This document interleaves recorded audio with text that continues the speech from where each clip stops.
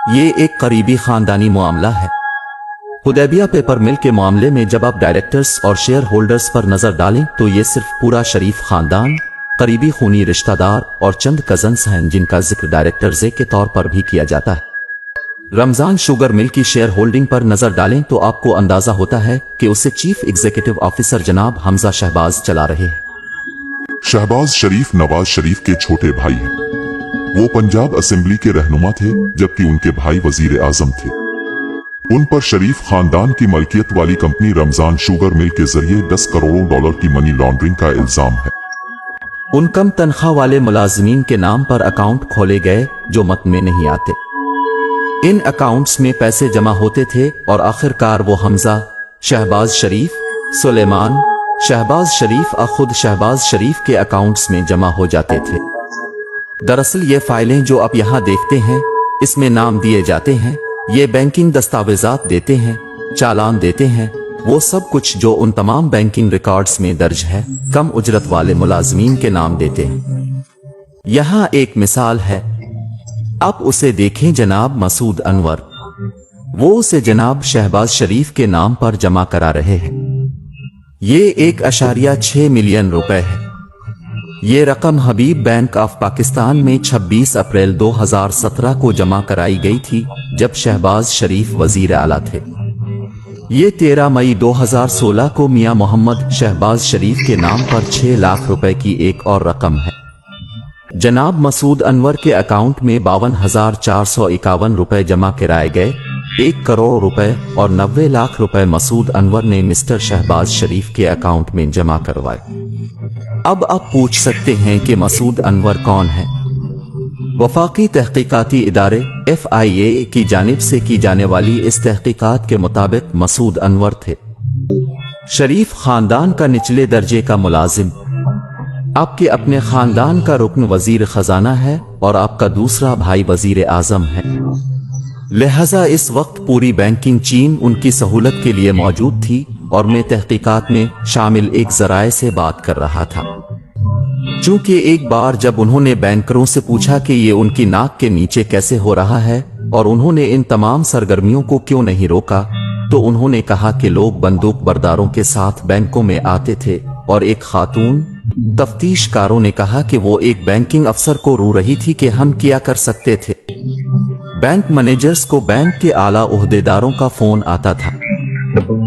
Bank खुद शरीफ खानदान की करप्शन पर पर्दा डालने के इस गठजोड़ का हिस्सा थे। नाम निहाद पनामा पेपर्स में मनी लॉन्ड्रिंग और टैक्स चोरी के इल्जामात हैं। इसमें आलमी रहनुमा शामिल हैं और जहां उनमें से कुछ पर टैक्स से बचने की कोशिश में अपना पैसा छुपाने का इल्जाम है। ये पाकिस्तान के लोगों के लिए हैरत की बात थी क्योंकि ये बैन अलअक़वामी सतह पर सामने आया था। इसकी साख बहुत ज्यादा थी क्योंकि इससे पहले कई सालों से शरीफ खानदान इस खबर को इस्तेमाल करता रहा है कि उनके खिलाफ ये तमाम इल्जामात सियासी मुहर्रिकात पर मबनी है। पनामा पेपर्स में नवाज शरीफ के 3 बच्चों के नाम हैं। उनका खानदान ऑफशोर अकाउंट्स के जरिए लंदन में जायदादों का मालिक है। नवाज शरीफ की बेटी ने लंदन में जायदाद रखने से इनकार किया है। इसके दस्तावेजात मुबैना तौर पर के हैं और जाहिर करें कि वो जायदादों की ट्रस्टी है, मालिक नहीं। लेकिन वो दस्तावेजात की लिबुरी नामी फॉन्ट में लिखी गई है जो 2007 तक दस्तयाब नहीं थी। अगर आप 1992 और 93 को देखें तो ये बहुत अहम वक्त है। मरियम के असासों में 21 गना इजाफा हुआ है और 1 साल में इसका कोई जवाज नहीं है। आप एक कारोबार के मालिक नहीं हैं। आपके नाम से कोई कारोबार नहीं है लेकिन आपके असासे 21 गना बढ़ रहे हैं। 1992 में मरियम नवाज 19 साल की हो गईं। पनामा पेपर्स के इंकशाफात के बाद पाकिस्तान की तहकीकाती एजेंसी ने शरीफ खानदान के माली मामलात को निकाला। मुश्तरका तहकीकाती टीम को बुनियादी तौर पर पता चला कि मिस्टर नवाज शरीफ आमदनी के मालूम जराए से बनाए गए असासों का जवाज पेश नहीं कर सके। ये अहम इल्जामात में से एक था। मामले को फौजदारी कार्रवाई के लिए भेज दिया गया था। फौजदारी इस्तिगासा में एक मुकदमा था जो तकरीबन 1 साल तक चलता रहा और इस मुकदमे में नवाज शरीफ की तरफ से इनकी दौलत की असल लंदन में उन 4 फील्ड फ्लैट्स की वजाहत के बारे में एक भी जवाब नहीं आया। वो पैसा कहाँ है जो वो कभी साबित नहीं कर सके थे। शरीफ खानदान का शुमार पाकिस्तान के अमीर तरीन अफराद में होता है, लेकिन उनकी दौलत की असलियत अभी तक एक मुअम्मा बनी हुई है। इस वक्त अपनी फेयर में जिस फ्लैट में रह रहे हैं, इसका नाम दरअसल गुज़िश्ता साल पाकिस्तानी अखबार दी न्यूज में उन 4 फ्लैटों में से एक के तौर पर लिया गया था जो आपके वालिद ने मुख्तलिफ स्विस और ऑफशोर कंपनियों के जरिए गैर कानूनी तौर पर खरीदा था। तो नहीं, जो लोग असल में इसके लिए हमें मोरिद इल्जाम ठहरा रहे हैं वो अदालत में जाते हैं और इसे साबित करते हैं। लेकिन क्या आप जानते हैं कि आप जिस फ्लैट में रह रहे हैं इसका मालिक कौन है? ठीक है, अभी ये सवाल नहीं है। तो नहीं, लेकिन ये वो सवाल है जो मैं आपसे पूछ रहा हूँ। क्या आप जानते हैं कि फ्लैट का मालिक कौन है? ठीक है, ये किराया पर है, ये मैं हूँ। मैं किराया की बुनियाद पर फोन कर रहा हूँ जो हर चौथाई पाकिस्तान से आता है। आप उसे जाती तौर पर किराया पर दे रहे हैं या पैसा पाकिस्तान से आता है? पैसा पाकिस्तान से आता है।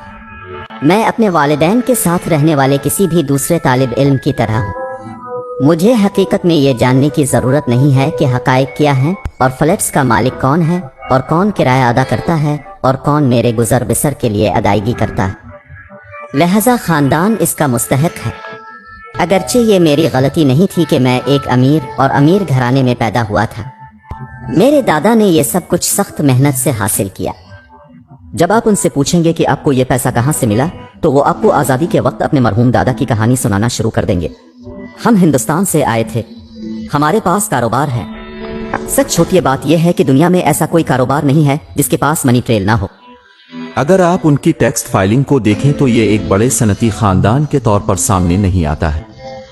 शरीफ खानदान पाकिस्तान के इस अमीर घराने में कभी शामिल नहीं हुआ, लेकिन अब अगर आप पाकिस्तान के अमीर तरीन खानदानों की फहरिस्त बनाएं तो यकीनी तौर पर शरीफ खानदान टॉप 3 में शामिल होगा। हो सकता है कि टॉप 5 में इसलिए शामिल हों कि लक्समबर्ग, बरतानिया, मुत्तहिदा अरब अमारात और सऊदी अरब में उनकी कितनी जायदादें छपी हुई हैं। अमेरिका में मुख्तलिफ बैंक अकाउंट्स में किया है, जो मालूम नहीं कि ये 4 अरब डॉलर है या 5 अरब डॉलर, ये मालूम नहीं है। दिसंबर 2018 में पनामा पेपर्स के इंकशाफात के नतीजे में नवाज शरीफ और उनकी बेटी को करप्शन के इल्जामात में 7 साल कैद की सजा सुनाई गई। नवाज शरीफ लंदन में इलाज के लिए जमानत पर हैं और लंदन से पाकिस्तान वापस आने से इनकार कर रहे हैं। नवाज शरीफ का दावा है कि उनका जवाल पाकिस्तानी फौज की साजिश है।